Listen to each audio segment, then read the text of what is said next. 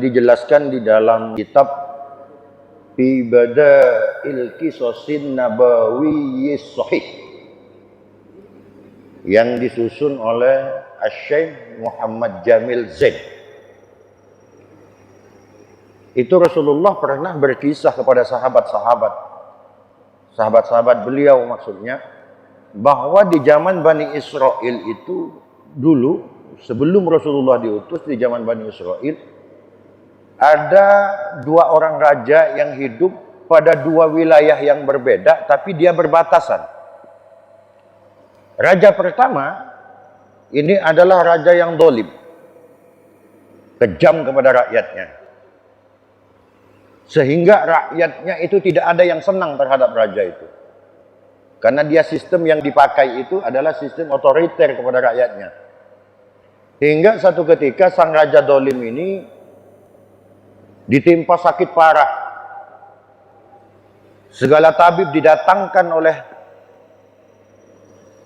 panglima-panglima di kerajaan itu, oleh pembantu-pembantu raja itu didatangkan tabib-tabib, dipaksa dengan unusan pedang agar mengobati sang raja ini biar bisa sembuh. Tapi ternyata tidak ada tabib yang mampu untuk menyembuhkan penyakit sang raja yang dolim ini.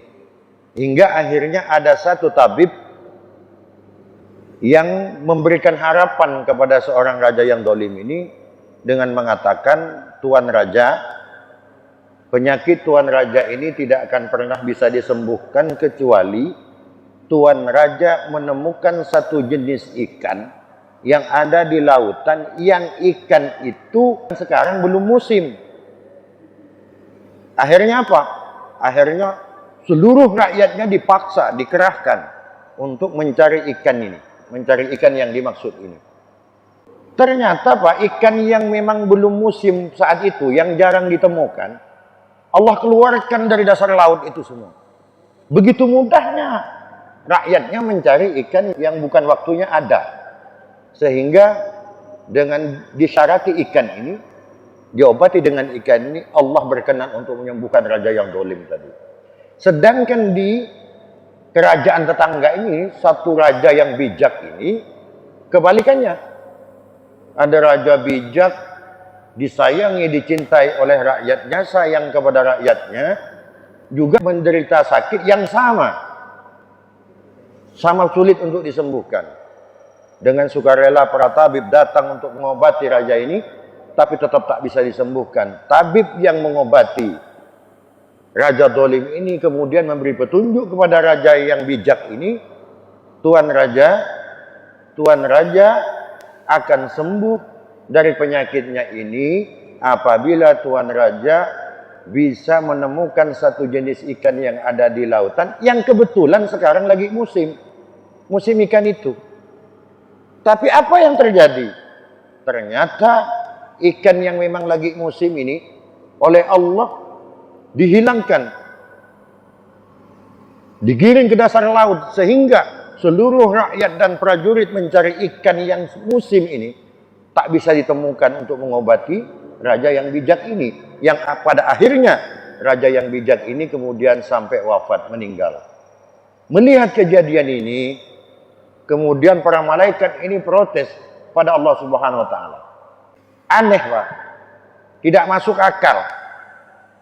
Kemudian matur kepada Allah, ya Allah, di mana letak keadilannya ini?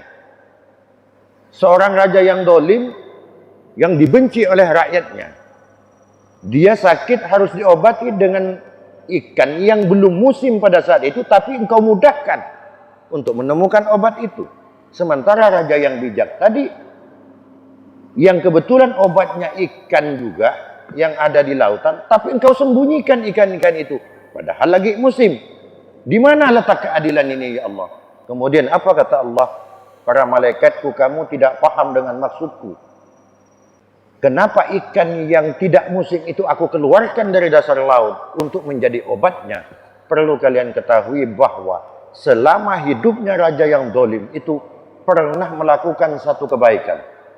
Maka satu kebaikan itu aku balas ia di dunia dengan aku memunculkan ikan yang bukan musimnya pada saat itu sehingga dapat mengobati penyakitnya. maka nanti ketika dia mati menghadapku, dia sudah tidak ada kebaikan apapun lagi, sehingga dia nanti akan masuk ke nerakaku, kata Allah. Sedangkan raja yang bijak itu, meskipun dia dicintai rakyatnya sebagai manusia, dia pasti melakukan dosa, dan dia pernah melakukan dosa satu kali. Maka obat yang seharusnya mudah didapatkan, ikan itu aku giring ke dasar laut sehingga rakyatnya tak mampu menemukan, sampailah raja itu yang bijak itu wafat. Itulah hukuman dari dosa yang pernah satu kali ia lakukan. Tapi dia, raja yang bijak itu, ketika wafat, dia wafat husnul khotimah tanpa membawa dosa apapun. Dari kitab ini dikisahkan ini, kesimpulannya apa, Pak? Kesimpulannya adalah yang pertama, bahwa sesuatu yang menurut kita kadang-kadang apa yang diberikan Allah kepada kita itu tidak baik, itu menurut kita. Padahal seandainya kita paham dengan maksud Allah apa yang diberikan kepada kita itu, kita akan bersyukur. Akan bersyukur kita. Tapi karena keterbatasan yang dimiliki oleh manusia itu, kadang kita kemudian berprasangka buruk kepada Allah Subhanahu wa ta'ala. Jangankan kepada Allah. Kita semua mungkin sudah pernah mendengar kisah bagaimana Nabi Musa dan Nabi Khidir. Ini Musa ini Nabi dan Rasul. Ternyata tidak ada apa-apanya ilmunya dibanding Nabi Khidir. Bagaimana ketika dalam perjalanan antara Nabi Musa dan Nabi Khidir, yang kemudian menyadarkan Nabi Musa bahwa sesungguhnya di atas langit itu masih ada langit. Apalagi kita dengan Allah Subhanahu wa ta'ala. Yang kedua, hikmah dari kisah ini di kitab ini adalah bahwasanya ada dosa itu yang dibalas oleh Allah di dunia. Ada juga kebaikan-kebaikan kita, amal-amal baik kita itu dibalas oleh Allah di dunia, tidak di akhirat.